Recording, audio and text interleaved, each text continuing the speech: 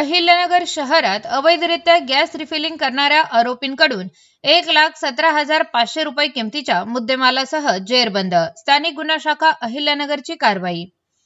अहिल्यानगर जिल्ह्यामध्ये अवैधरित्या gas टाक्यांमधून refilling करणाऱ्या ठिकाणांची माहिती काढून कारवाई करण्याबाबत आदेश दिलेले आहेत.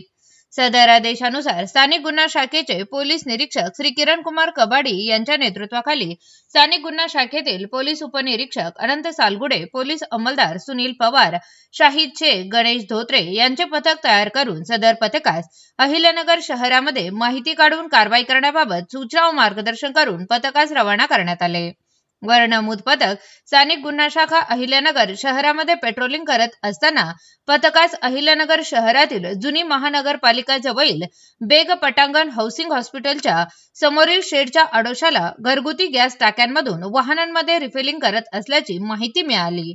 त्यानंतर पथकाने बातमीतील ठिकाणी जाऊन खात्री केली असता सदर ठिकाणी एक इसम गॅस टाक्यांमधून 4 चाकी वाहनामध्ये गॅस रिफिलिंग करत असताना दिसून आला.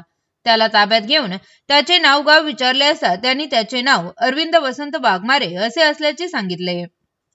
ताब्यातील इसमांच्या कब्जातून 1,00,000 रुपये किमतीची एक ओमिनी 4 चाकी वाहन, 5,000 रुपये किमतीचे एक मोटर कॉम्प्रेसर व 2 रबरी पाईप, एक बाजूस रेग्युलेटर व दुसऱ्या बाजूस नोझल, 7,500 रुपये किमतीच्या 3 गॅस टाक्या, 5,000 रुपये किमतीचा एक इलेक्ट्रिक वजन काटा असा एकूण 1,17,500 रुपये किमतीचा मुद्देमाल जप्त करण्यात आला आहे.